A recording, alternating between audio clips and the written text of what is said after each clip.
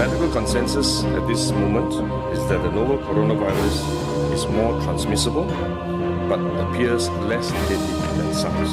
Evidence suggests that the rate of human-to-human transmission of this virus appears to be higher than that of SARS. For now, the evidence also suggests that transmission is mostly via droplets. What this means is that the virus is carried within droplets emitted from an infected person over a short distance, such as when a person coughs or sneezes. If these droplets come into contact with the eyes, nose or mouth of an individual, directly or indirectly through hands that have come into contact with these droplets, the individual may become infected. To clarify, there is no evidence currently to suggest that the virus is airborne. There are other viruses, such as chickenpox, which can easily be transported via air currents, and do not require droplets to contact the eyes or nose. The novel coronavirus is not in this category of viruses. The novel coronavirus could also transmit through surface contact. Let me explain. When a person sneezes or coughs, the droplets fall onto the surfaces of tables and chairs, and the virus may remain alive for up to a few days. When someone else touches the surfaces of these tables and chairs, the virus can be transferred to his hands, and if he then rubs his eyes or nose without washing his hands, he may become infected. So we should wash our hands. This is also why we only quarantine the close contacts of confirmed cases. For more transient contacts, such as individuals that the confirmed cases may have walked past in malls or hotels, the risk of transmission is low. For coronavirus generally, the person is most infectious when he is displaying symptoms, or what we call symptomatic.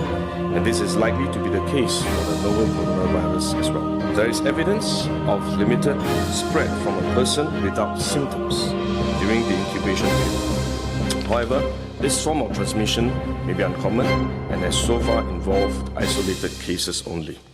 At this point, the evidence still points towards higher transmissibility when the person is displaying symptoms. As such, medical professionals, both overseas and in Singapore, have advised that the most effective way that we can protect ourselves is to practice good personal hygiene. We should regularly wash our hands with soap and water and avoid touching our face with our hands. These may sound simple, but actually they're very difficult to do because all of us touch our face all the time.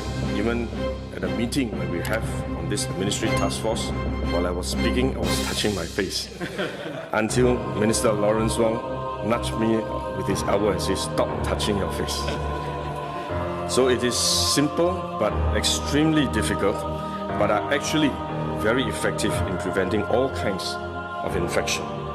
Potential infection from asymptomatic persons, in fact, is less likely to be from coughing or sneezing directly because they don't have symptoms. They are not sneezing or coughing, but more likely by touching contaminated surfaces, for which masks offer no protection. Wearing a mask when we are well often gives us a false sense of security instead, and we are more likely to touch our faces when we constantly adjust our masks, which is one way the disease spreads.